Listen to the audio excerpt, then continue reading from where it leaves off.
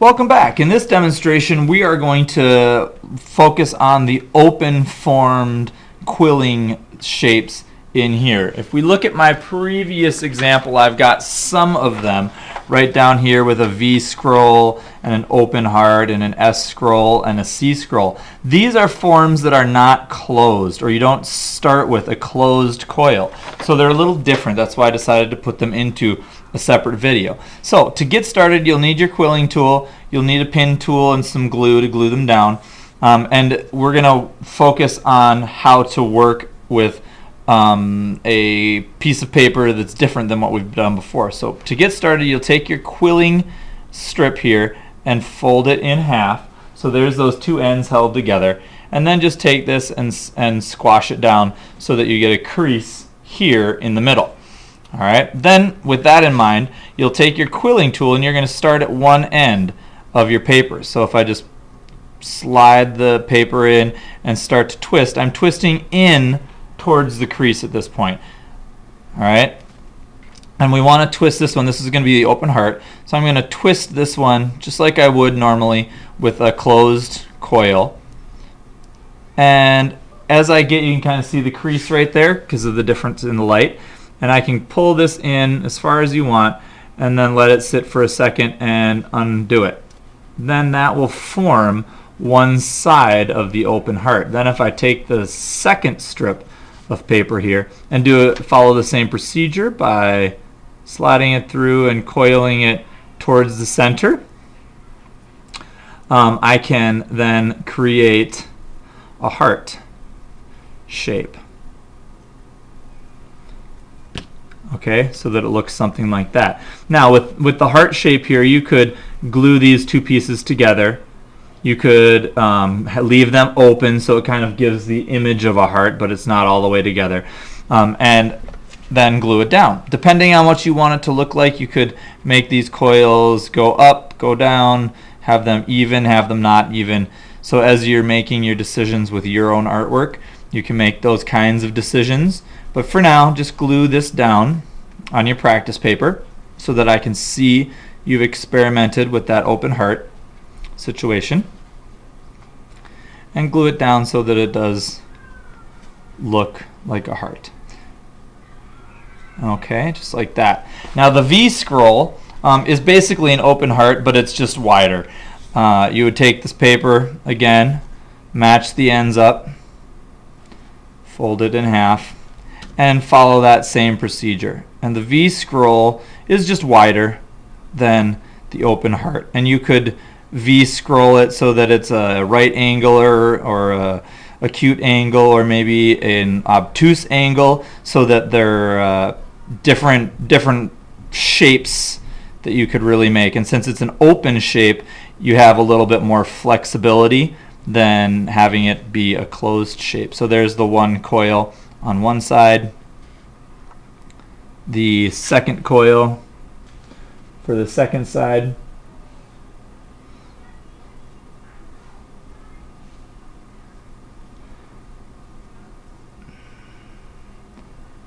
and then just to have something different,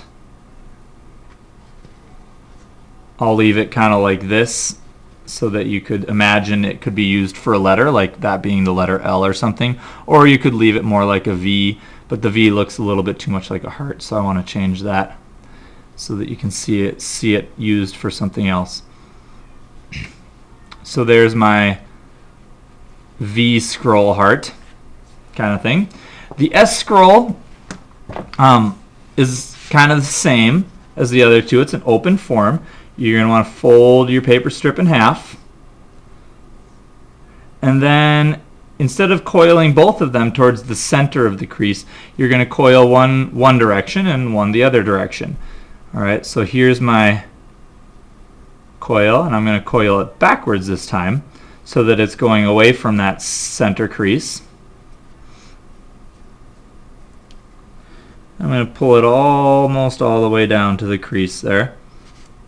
And then I'm going to take the other end over here and coil it back the opposite direction. So those two coils will be going the different direction, and and therefore make an S-like shape. Okay, and this can be used really easily by adding extra coils to it and making some really cool, unique patterns.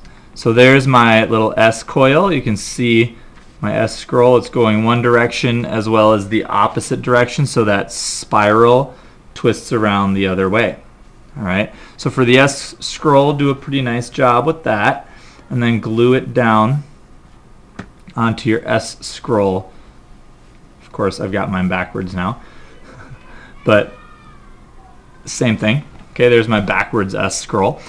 For a C scroll, you're going to do the same thing as you would for your open heart, but you're going to guess on the center. Okay, because we don't want to have a big bend there. We just want it to be smooth. So I'm going to take my front end here and roll it and kind of estimate, looking at my whole sheet here, that that's about halfway. And then I'm going to take, it's probably not about halfway actually, but do the best you can to estimate. And if one coil is bigger than the other, that's all right. You'll just have to experiment. So here's my second end.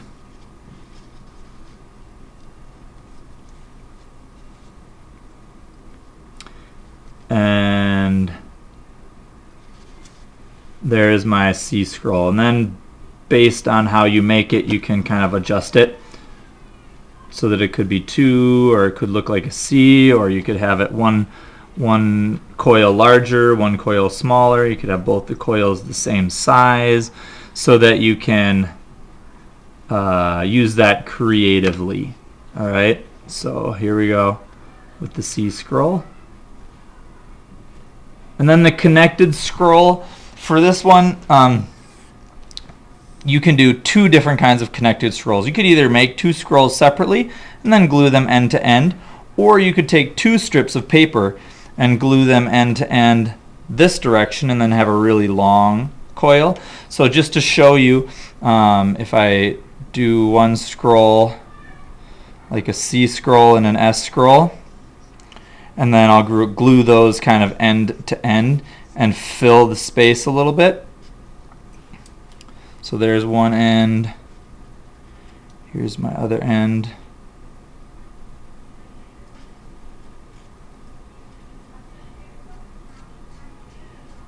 So here's an S scroll, and I'll do 2 S scrolls just for fun. So there's one, and then you'll have to make a second one because they're connected.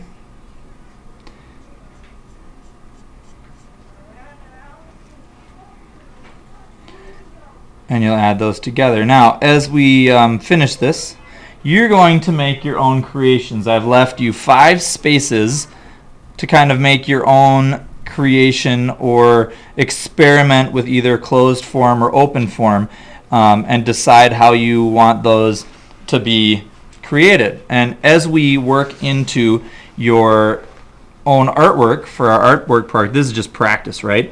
As we work into our artwork, you'll have to think of, how do you want to fill the space of your paper artistically?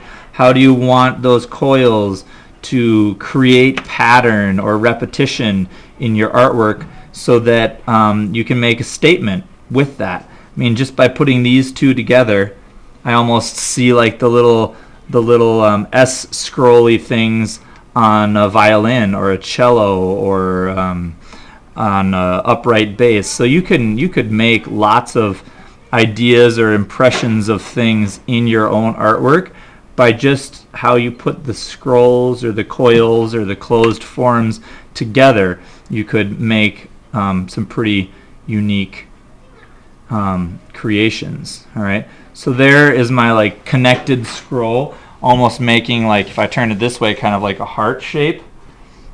And if I turn it this other way, like that the scrolls on a violin. So that's how you can work with the different open-ended forms. Then usually they're called scrolls. So when you're all done, you will have your closed forms, your open forms, and then you're going to create your own couple different forms, whether they're open or closed. It doesn't matter to me. I just want to see you experiment and play with that idea. All right, and that is how you finish the scroll forms for paper quilling.